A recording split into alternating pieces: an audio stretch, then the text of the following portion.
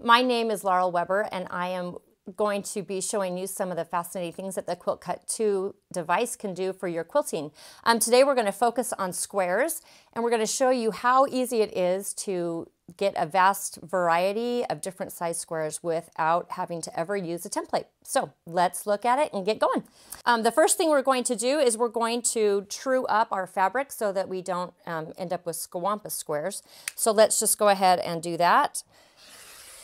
All right, and now that we've got it trued up, what we're going to do is we're going to use this device, which is called our speed gauge, so that I can slide this gauge until my 1-inch mark lines right up with the triangle so that I know that I am now set for a 1-inch cut.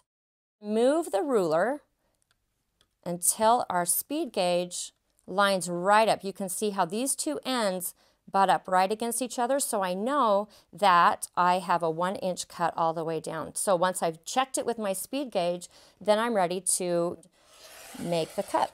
And I'm going to do that again. What I'm going to do is I'm going to lift up the ruler itself, I'm going to slide it down, now we're going to go again. And we're going to do one more. And then we'll show you how you're going to use your ruler going the other direction. All right, so the first thing we're going to do is we're going to lift up this and we're going to remove the fabric that we no longer need to cut. So I can then bring my ruler back to this other side. It's going to kind of true up this edge. And then we're going to go doing the same thing we did before, where we use our speed gauge right up against the fabric. Make sure that I've got it lined up, and then I'm going to cut. And then I'm going to move my ruler down. I'm going to check that speed gauge, make sure that it's right on my old cut for my new cut. So these are my 1-inch squares.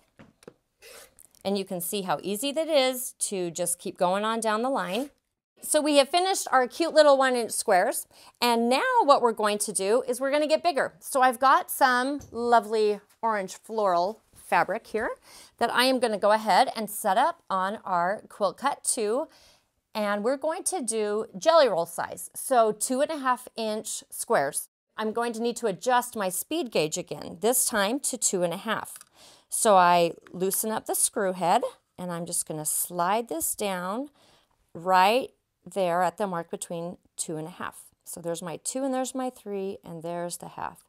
And I'm going to go ahead and tighten that up. Make sure we're right on the edge, just like that. And cut. And we're going to do it again. I'm going to get it right on the previous cut line and cut. So if you have a lot of just scraps and you like doing, jelly roll style quilts, this would be a great tool for you to have, because you can line them up, layer them up, and get a bunch of 2.5-inch strips sewn really quickly. Actually cut those into squares. We're going to take that fabric off. We're going to move our ruler. Bring that right up.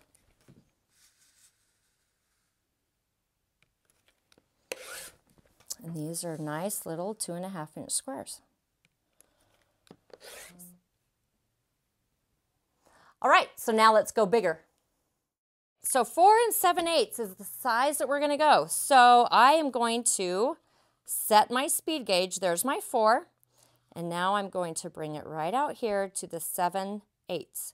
Now imagine doing that math at 11 o'clock at night. I don't know if anybody else quilts at that time, but that's when my prime quilting is. I know it gives you a headache. All right, so we're going to set that right there. We're going to make sure we're lined up. We don't have to do adding or subtracting. We just get to cut. And then we're going to move it again. We're going to line it up and cut. All right. Now let's turn it over. So we can do that. And again, look at this. No math, ladies. No math. And gentlemen. There's 4 squares.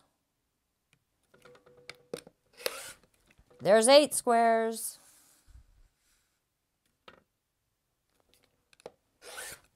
So now let's see, 4 7/8.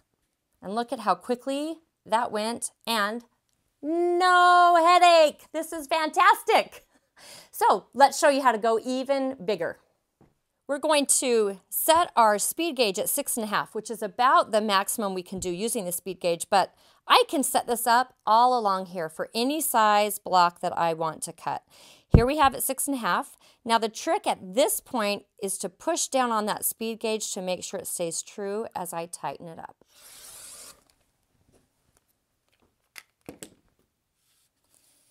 And here we go with our first 6.5.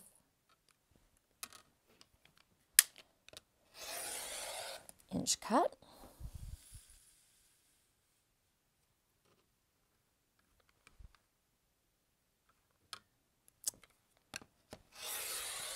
And our second.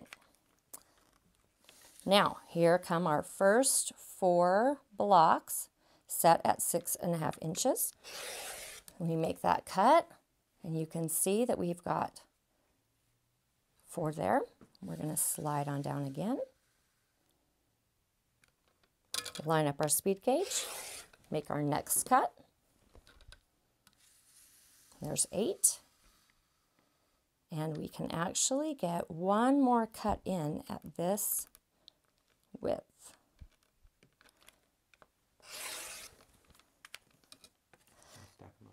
All right, so what we did, here we have 6.5 inch squares. We've got 2, 4, 6, 8, 10, and 12. All right, I've got a bigger piece of fabric, so I'm just going to let that hang off the edge until I trim it up so we can cut 10.5 inch squares. Now to do that, I'm just going to take out my speed gauge and set it to the side and pick up your old handy dandy standard quilting ruler. Let me show you how we're going to do it. First, we're going to get rid of this excess fabric that we've got hanging off. We're going to make our cut. We can remove it so it's out of our way. And then I'm going to slide this down and I'm going to show you how to use your ruler. So 10.5 inches, we are just going to line this ruler up at the top of the cut. Then what I can do is move my bottom part right up against it so it's sitting square. I can double check, make sure that I'm at 10.5 all the way there. And if I really want to be picky, I can slide it all across there to make sure that everything's lined up. It is. So now what we're going to do is we're going to cut 10.5 inches. We can then get rid of the selvage at the end. And we can turn our ruler. We'll get rid of our selvage. And once again, we're going to pull in our regular ruler. So we can slide our cutting guide down. So again, we're going to set our ruler up at the 10.5 inch mark. We'll bring our cutting guide down towards that, and as we get close, we're going to slow down until they are right up against each other. And I can check up here to make sure that I am sitting at 10.5 inches, and we're ready for the first cut. There we have it, 10.5 inch square. Right at the 10.5 inch mark, I can bring my cutting guide right up against it. There, make sure everything is true. And cut. Pretty simple to get 4 10.5 inch squares. All right, I've got my 10.5 inch squares. Let's see if I can cut those into half square triangles. I'm going to do that by first lining them up, and I can use my cutting guide to make sure that everything is square. All right.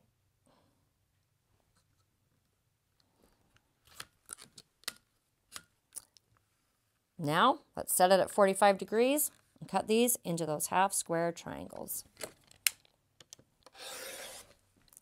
Just like that. All right, let's move down to our next one.